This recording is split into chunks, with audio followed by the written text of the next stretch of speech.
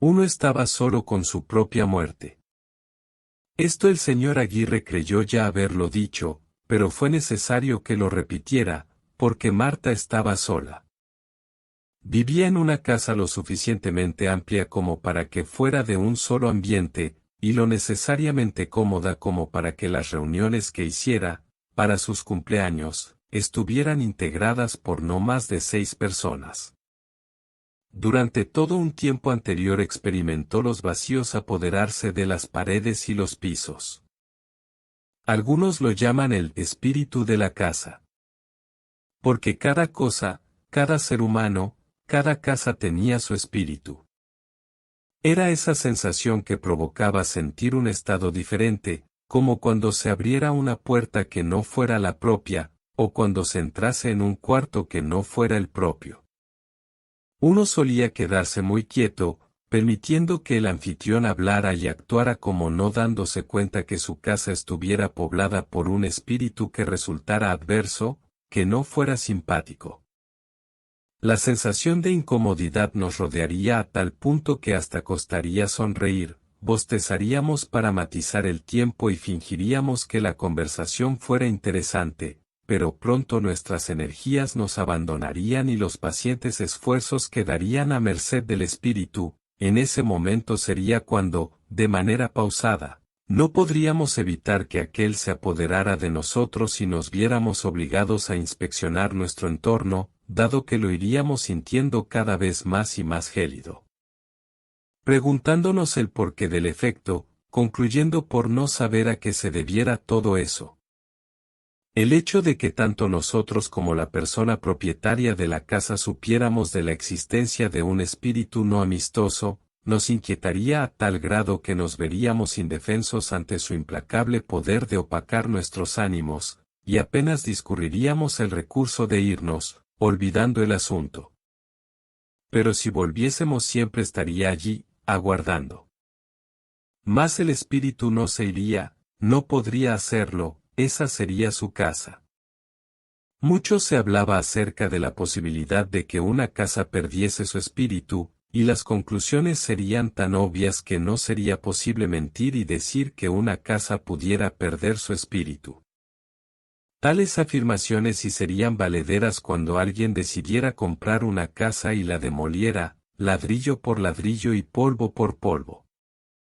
Entonces, el espíritu quedaría confundido, desvalido, falto de entornos y amurallados horizontes, así, llevado por los vientos huiría y moraría por los campos. De esta manera sería posible construir otra casa, y el espíritu que la gobernaría provendría de los nuevos dueños, de sus sentimientos, de sus expresiones, de su amor o no por la música, las artes, las ciencias.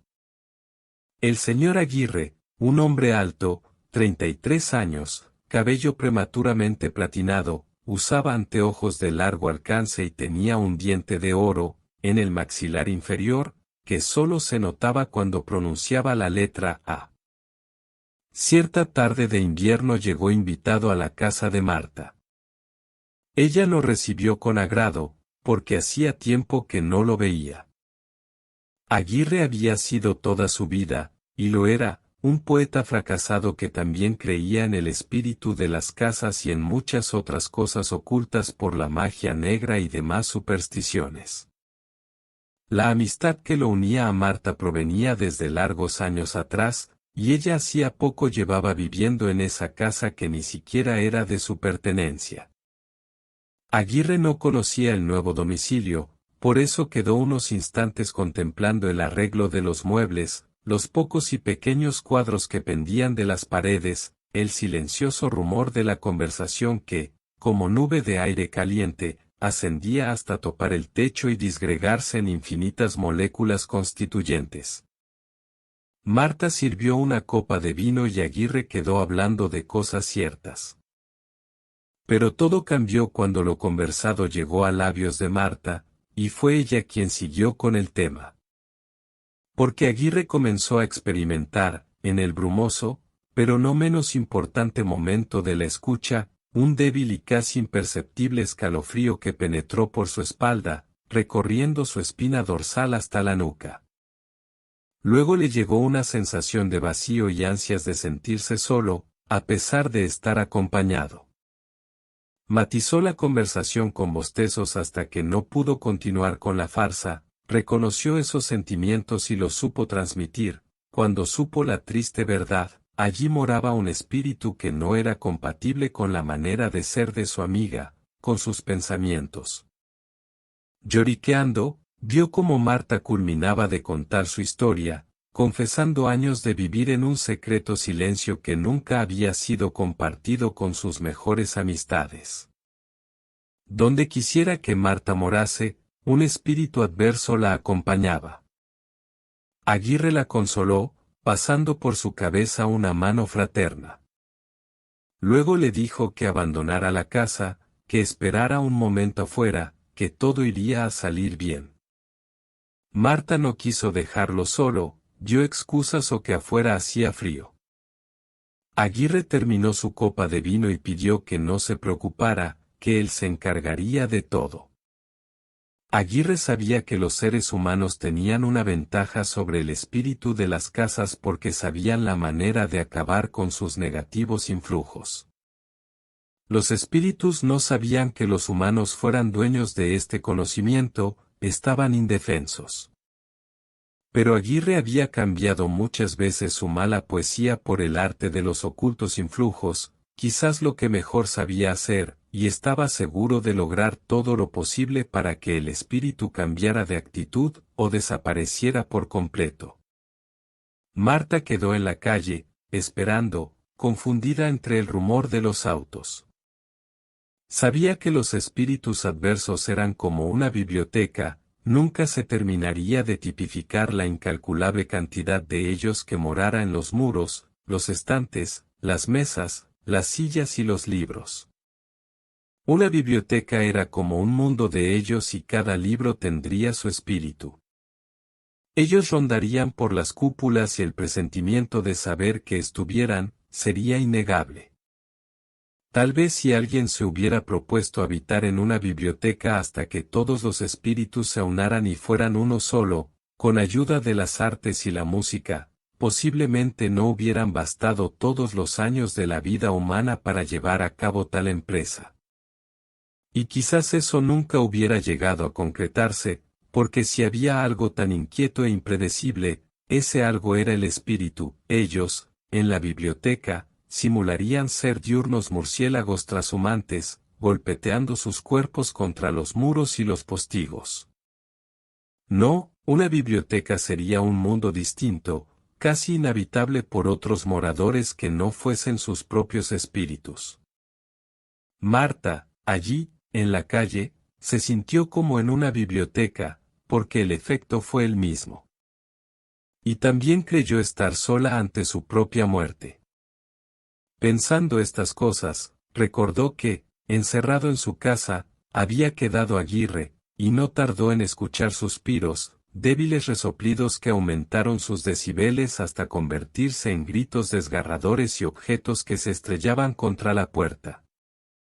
Temió por Aguirre, se asomó por la ventana para horrorizarse al ver el rostro de su amigo materializado detrás del cristal. Y vio sus ojos, cargados de un tinte rojizo y sus labios despidiendo un vapor verdoso que pareció agrietar el aire. Marta pidió a gritos a quien por allí pasase que, por favor, trataran de abrir la puerta porque su amigo se había ofrecido muy caballerosamente a acabar con el espíritu de la casa, y algo malo estaría sucediendo, allí dentro. Los ruidos fueron ampliándose, de las entrañas de la casa los alaridos parecieron arañar las paredes. Los incrédulos transeúntes observaron con estupor cómo las maderas de las puertas se henchían hasta parecer reventar, y por entre las rendijas brotaban resplandores amarillentos. La casa era el campo de una batalla ancestral, dos fuerzas enfrentándose en lo majestuoso de lo oculto y lo apenas conocido. Por unos instantes más, los ruidos continuaron reinando y los gemidos y gritos infrahumanos poblando el aire, hasta deshacerse lentamente, quedando todo sumido en el más bucólico de los silencios. Algunos paseantes apurados o miedosos continuaron su camino, otros permanecieron febrilmente con Marta hasta que las puertas de la casa se abrieron. Primero brotó una mano, luego, un brazo y, concluyendo, todo el señor Aguirre, presentando su traje un deplorable estado, por aquí y allá lucía desgarros, heridas y botones que no existían. Su cabello despeinado y un vidrio de sus anteojos de largo alcance surcado por innumerables rayaduras. Marta lo abrazó y él, susurrando a su oído, le dijo que todo había pasado. Le mostró una botella de refresco, vacía, perfectamente tapada, que tenía oculta en su saco, y agregó que había logrado encerrar allí al espíritu, y que ahora debería irse para llevarlo lejos. Aguirre sabía que los espíritus se resistían a dejar sus casas. Porque ellos debían morir allí, y nada había peor para un espíritu de casa que permanecer vivo cuando su morada era demolida. Por eso los espíritus emigraban a los campos, en esos casos, lamentaban haber sido víctimas de los zapapicos y las grúas. Y un espíritu de casa se resistía a abandonarla. Marta vio ir a Aguirre, algo tambaleante, alejándose sosteniendo en su regazo la botella en cuyo interior brillaba una pálida luz azul. Agradeció a los curiosos y dijo que no se preocuparan. Cuando se entraba en una casa que no tenía espíritu, la sensación era aún peor a la de saber que se convivía con uno adverso. Marta así lo experimentó y se sintió más sola que nunca. Las paredes mostraban signos de lucha, lucían objetos estrellados contra sus superficies y manchas de tinta. Los muebles rotos, quebrados, volteados, presentaban un aspecto de enemistad, y todo parecía umbrío e insalubremente triste. Aguirre tenía pensado llegar hasta el río y echar a sus aguas la botella, mas sus momentos parecieron estar contados. Cruzando una calle, sus lentes cayeron al pavimento, estrellándose en un caldo de cristales rotos. Luego fue su cuerpo, trastabillando sobre la botella. Después, un auto que se acercó a gran velocidad y no tuvo tiempo de detenerse. Marta se sentó en una silla, en medio del desordenado ambiente, gozando el nuevo silencio. Algunos que pasaban se acercaron al cuerpo sin vida de un hombre de cabello platinado que yacía sobre la calle. Su rostro presentaba una curiosa coloración azul, y vidrios esparcidos pertenecientes a una botella de refresco permanecían rociados. El conductor del auto había huido con su vehículo por las calles. Pobre hombre. Los espíritus, cuando abandonaban las prisiones a las cuales hubiesen sido confinados y una vez logrado el importante hecho de haber sido alejados de sus casas, tenían capacidad de regresar. Fue así como Marta, sentada allí, apenas pudo reconocer el cosquilleo que recorrió su espalda y se esparció por la nuca, sintiendo el frío más intenso y concreto apoderarse de su cuerpo, obligándola a emitir un bostezo interminable, tan conocido, para matizar el silencio. Frente a ella, apareció la imagen transparente del señor Aguirre, que sonreía mostrando su diente de oro. Los espíritus se resisten a dejar sus casas.